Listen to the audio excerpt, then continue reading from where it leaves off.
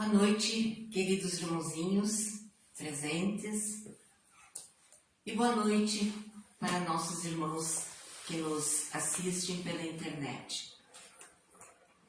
É uma alegria estar aqui com vocês para nossas reflexões importantes em torno da espiritualidade, e nós vamos neste momento então convidá-los para elevarmos o pensamento ao alto, sintonizando com as correntes espirituais do Dr. Bezerra de Menezes, nos unindo a Deus e Jesus para pedir proteção, que nos intuam, que nos assistam, que nos iluminem durante estas breves reflexões. Que assim seja. Bem, o que eu trouxe foi uma simples e pequena história do tempo que Jesus fisicamente caminhou pela nossa terra, pela nossa vida terrena. E encontrei neste livro maravilhoso, que foi escrito por Chico Xavier, pelo espírito de Humberto de Campos. É No Roteiro de Jesus. Todas as histórias, todos os capítulos contam detalhes importantes que a gente não sabia, que a gente não lê nos evangelhos, no que ficou escrito.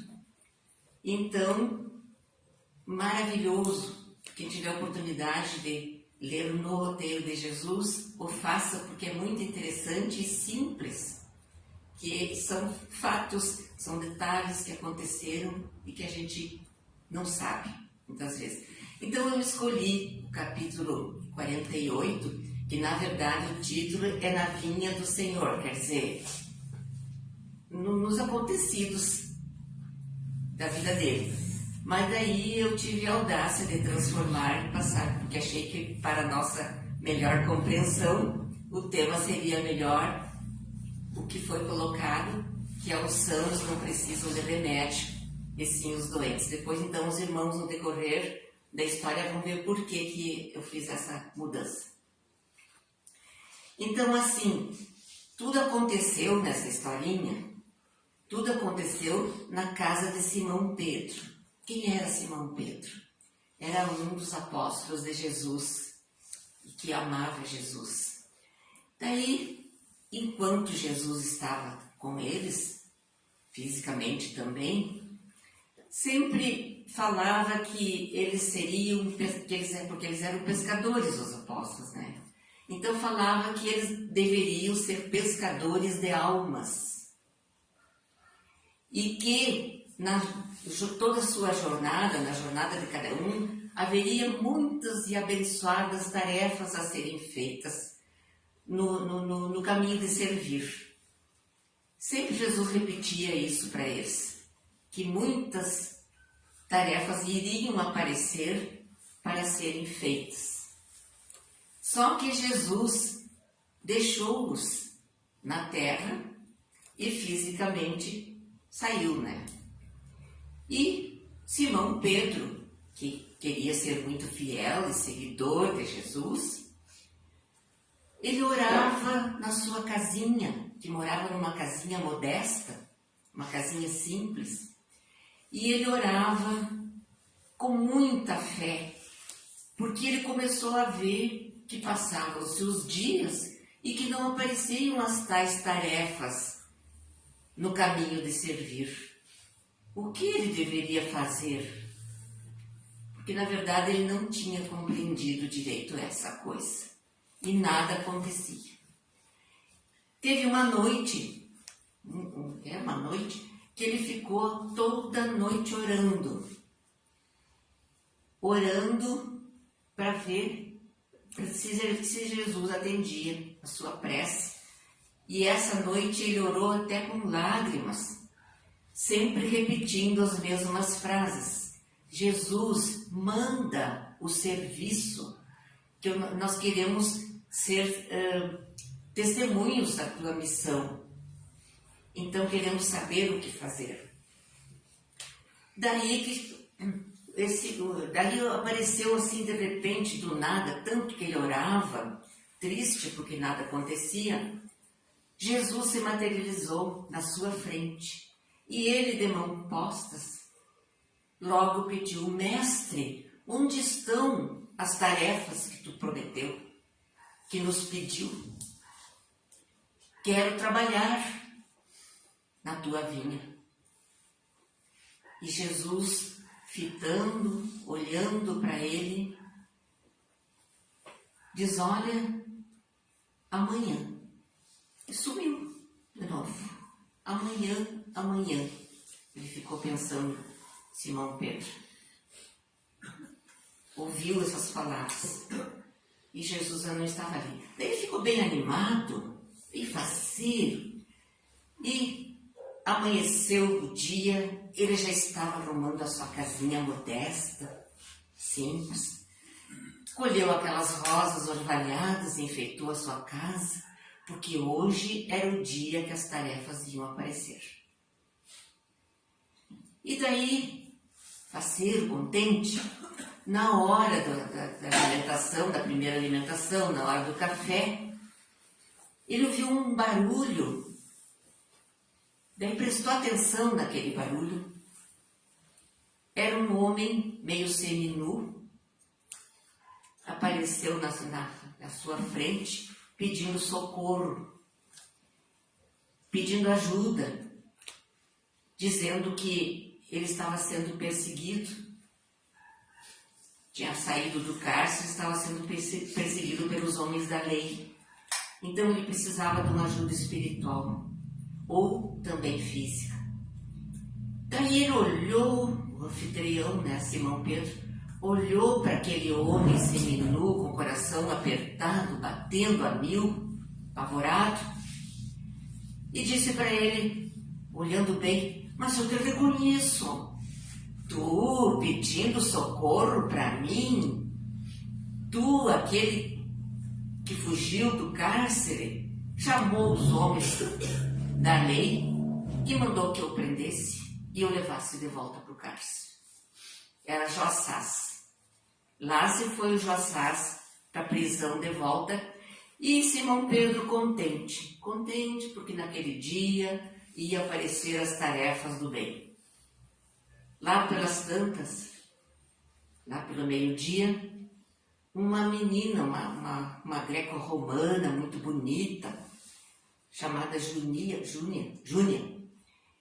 Daí essa chegou na casa dele, também pedindo socorro, que estava dementada, que estava muito mal. Daí já não era. Aí ele olhou para ela e disse: eu te reconheço, tu é aquela mulher lá de Jerusalém, aquela mulher dada a prazeres, te reconheço muito bem. Sabe onde é que é o teu lugar? O que é que tu quer aqui na minha casa? O teu lugar, mulher, é lá na praça, porque lá na praça tu vai ouvir o que tu precisa. Lá tu vai ser humilhada. Vai para lá que é o teu lugar. Lá se foi a mulher muito triste, desesperada, que não teve o socorro. E ainda, no finalzinho do dia, aparece Jarim. Jarim chegou bêbado, quase caindo para dentro da casa de Simão Pedro, corrido de uma gurizada que estavam lá para apedrejá-lo. Ele vai e olha, mas bêbado horrível, o que tu queres na casa do Senhor? Como é que tu queres manchar a casa do Senhor com o teu vômito? E quase que o tirou a pontapé de dentro da sua casa. Tirou quase que a pontapé. Lá se foi Jarim sem o seu socorro. E ele, muito triste, o Simão Pedro, mas triste não pelo que ele tinha feito, triste porque as tarefas não chegaram. E daí, muito concentrado, orou chorando de novo que as tarefas não vieram, e Jesus surge de uma grande névoa, de repente, com aquele semblante lindo, iluminado, chegou na sua frente e ele de mãos postas: Senhor, passei o dia esperando as tuas tarefas e tu não as mandou. Que devo fazer eu? Me oriente o que eu devo fazer. E daí Jesus, mansamente, calmamente, com tanto amor no seu coração, passou a mão na cabeça de Pedro e disse a ele: mas eu já te mandei, como não? Já te mandei todas as tarefas. Primeiro te mandei Joassás, um pobre irmão, um irmão que na hora que mais precisava, e sabe de que ele precisava? De um olhar, de um carinho, de que tu eu escutasse, que visse o seu sofrimento e que pudesse encaminhá-lo também espiritualmente. E o que você fez? Você mandou Joassás de volta para o cárcere. E depois te mandei aquela pobre mulher, uma irmãzinha, toda doente, debilitada, arrependida de seus pecados, seus feitos na vida, e queria uma chance para ser feliz. O que é que você fez? Mandou ela para a praça para ela continuar fazendo o erro que fazia e ser humilhada ainda. E ainda, Pedro, te mandei também aquela criatura que entrou dentro da tua casa, que tu disse que aquela casa era a casa do mestre. A minha casa é a casa onde o irmão é atendido, onde existe o amor, não a dor, não o sofrimento, não escraçando as pessoas. Ali é a minha casa. E você fez o quê? Você disse que ele saísse dali e ainda deu-lhe pontapés, o maltratou. E daí que Pedro entendeu, caiu a ficha e pediu perdão. Me perdoa, mestre, que na verdade eu não tinha compreendido. Então, me oriente, me dê tua orientação. E vai o mestre, diz: pois quando tu quiser orientação, meu irmão, quando tu quiser orientação, Simão Pedro, você pegue o Evangelho, leia meu Evangelho, porque o meu Evangelho é a minha palavra, é a minha orientação. E sumiu. Daí Pedro, comovido às lágrimas, abriu, não um evangelho como é o nosso de agora, mas que naquela época eram os apanhados, os apontamentos de Mateus. Abriu o evangelho e olha no que ele abriu. Os sãos não precisam de médicos, e sim os doentes. Então, meus queridos irmãos, nesta história, quanto ensinamento, quantas reflexões que nós temos que fazer. Comecemos pelos sinais. Nós não entendemos muitas vezes os sinais que vêm de Deus, que vêm da espiritualidade. Nós muitas vezes deixamos de ajudar as pessoas por preconceito, porque não gostamos da aparência, porque tem uma coisa que é muito bom nós conviver com pessoas que são boas, que são queridas, que são amorosas. Tão bom aquele abraço de quem é assim, que é legal. Às vezes não são esses que estão precisando tanto do abraço e da atenção. Claro que nós não vamos sair abraçando mendigos, mas pelo menos um olhar de entendimento, um ombro amigo, aparece para a gente a situação. E a gente então saber discernir que Jesus quer mesmo de nós, é esse bom relacionamento, essa atenção. Até eu fiquei pensando, digo, na escola, só um exemplo, na escola, que tantas vezes se lidou com a educação, às vezes o aluninho, bem queridinho, que chega e beija a gente, tia, às vezes não é o que mais está precisando. Às vezes é aquele arredio, desconfiadinho, que passa por longe. Eu observava isso nas escolas. Daí, qual é o nosso papel? É entender aquele irmãozinho e saber como chegar a ele. Ver a maneira de como podemos ajudar. Às vezes não é com palavras, às vezes é com gesto, né? Às vezes não é naquele momento, é no momento certo, é num outro momento. E depois tem muito mais nesse trecho também, o preconceito, que a gente muitas vezes, eu não me aproximo daquela gente, né? E aquela gente, às vezes, que está precisando mais de nós do que os outros que estão na nossa volta, que são bons, né? Esses não precisam de médicos, né? E é muito bom o acolhimento. Jesus quer o acolhimento. Me lembrei agora, Wagner Borges é um médium. Eu até conheço ele há pouco e gostei muito dele. Ele lida com espiritualidade, é escritor e nos deixa muitas mensagens nas suas lives que nos levam a refletir. Então ele conta de uma experiência que teve em mesa mediúnica, que surgiu na mesa um espírito muito trevoso, mas aqueles pesados mesmo.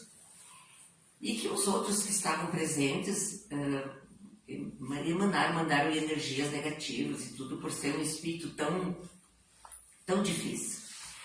E ele, médium, né, deu as boas-vindas e disse que se sentisse bem ali, usou umas boas palavras, né, e ele se retirou.